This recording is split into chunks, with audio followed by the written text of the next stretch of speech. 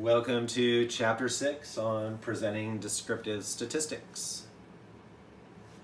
So the first part of the text talks about graphs and what it enables you to do, which is show aspects of data more visually and clearly. You can look at the shape of the distribution as well as a comparison, really easy visual comparison of the variable conditions. And that's really nice when you're presenting your data and you can look at the differences between, for example, the caffeinated students and how well they did on their tests, on their memory tests versus the non-caffeinated students. Then they go over tables, which are present often more precise, enables you to present more precise values, the actual numbers that graphs typically will not. A lot of graphs you can include the specific numbers, but certainly tables give you a nice visual of that as well. So both are pretty nice. Descriptive statistics in graphs.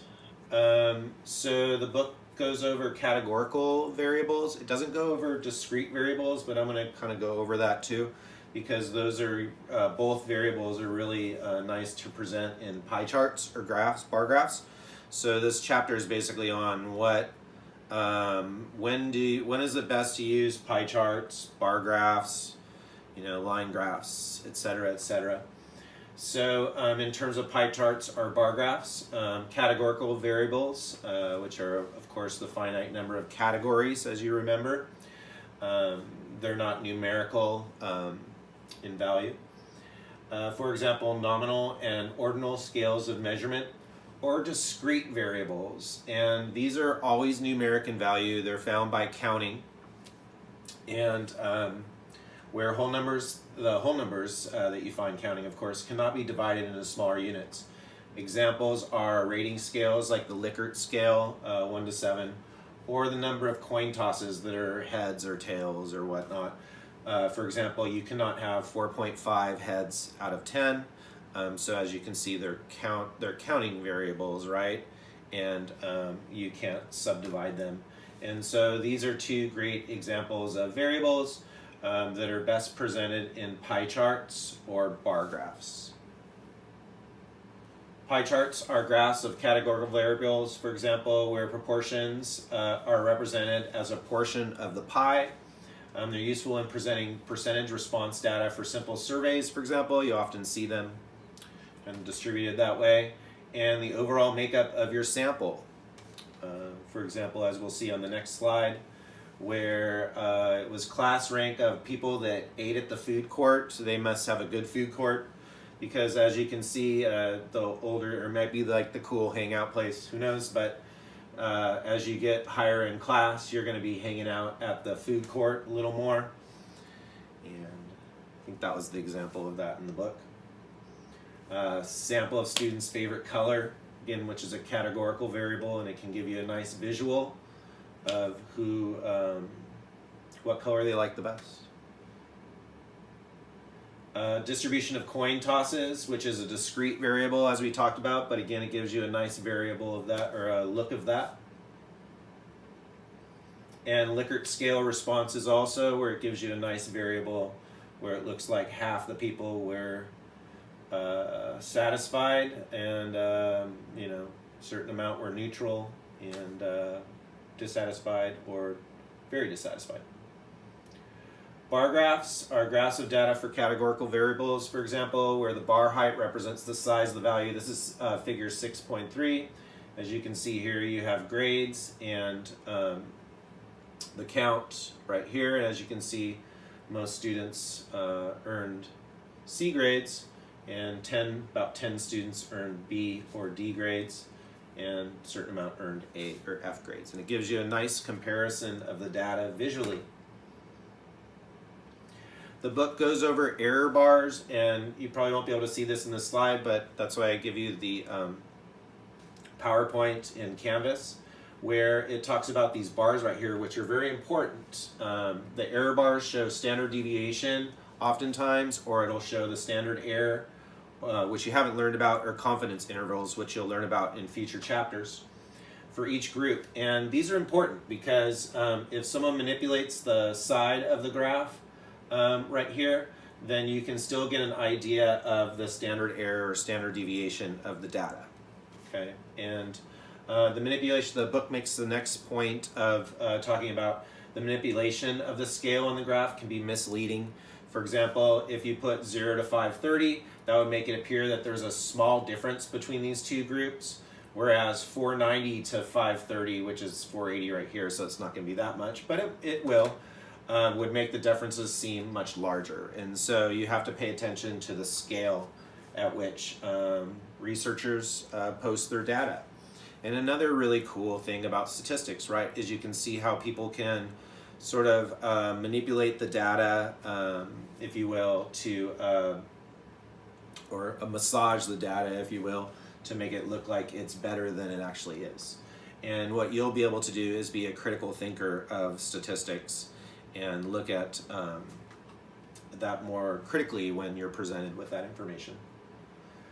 The book next goes over line graphs, and whereas discrete variables are numerical scores that cannot be subdivided into smaller units like coin flip outcomes, like we just talked about, continuous variables are numerical scores that can be subdivided into smaller units. Interval and ratio scales of measurement are examples. Temperature, time, weight are examples of this, and of continuous variables. And they are usually best represented in line graphs. So again, continuous variables, best represented in line graphs, and line graphs are graphs of data for continuous variables where each value is graphed as a point, and the points are connected to show the differences between scores. So there's not scores in between here, they're just connected to show the difference there, and that's a line graph. And there's 2 points right here, and I believe it was delay time for a memory task, whereas you can see right here, it really shows the difference in terms of delay time, where if you only have a 5-minute delay, you're going to remember your list of words much better than if you have a 20-minute delay or something like that. And then you can even put in other tasks that might even minimize that, like a task where it focuses your attention or something like that, and the responses will probably be something like that or something like that. Graph the values for each group or condition as points on the y-axis. So you have the point right here over 5, centered above the appropriate value of the continuous variable on the x-axis. So you have delay time of 0.5, and they did pretty well in terms of their percentage of recall versus the delay time, and they've just graphed those right there and then drew a line, as you can see. Line graphs show differences over time well.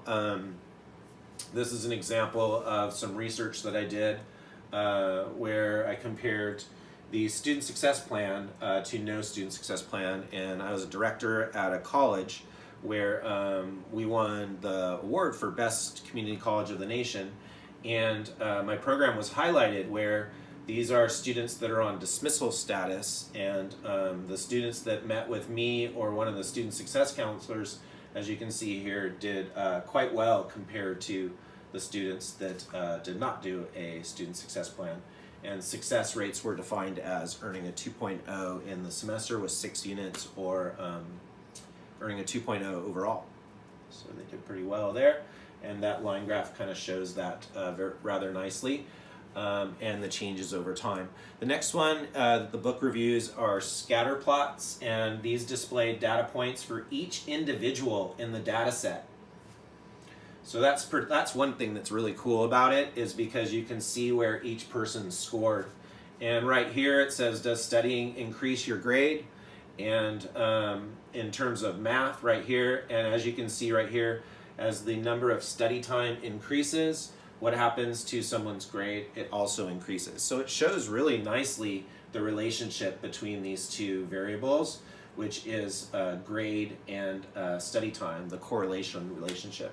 And so I might have stole my thunder right there. You display data points for each individual in the data set with one measured variable on the x-axis and another on the y-axis, x and y-axis, typically used to show the relationship in scores between 2 continuous variables measured in the sample. So again, you're showing those 2 relationships right there. And useful in showing the strength and type, positive relationship, as you can see, between study time and grades, relationships between the variables, and that's what we'll study in correlational statistics.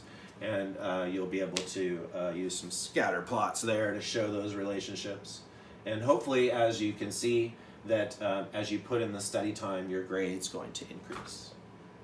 Hint for this class, right? And then the book talks about descriptive statistics and tables. You'll often see these reported in research, and they give you not only specific data, right, but really nice way to compare the data. And let's say it was, you know, the mean response is, I don't know, on some type of memory test or something like that, whereas obviously the seniors are getting better.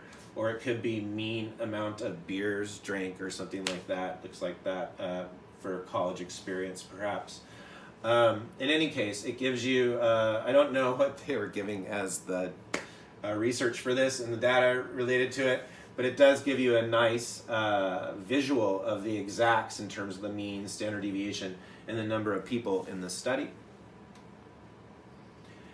And descriptive statistics should be presented in the format that best displays the test of hypothesis or conclusions made from the data. So as you can see here, maybe they were comparing seniors to freshmen or changes over time, and that could be very effective. Descriptive statistics should not be repeated as both a graph and a table. If a graph is the best way to display the data, don't include the table.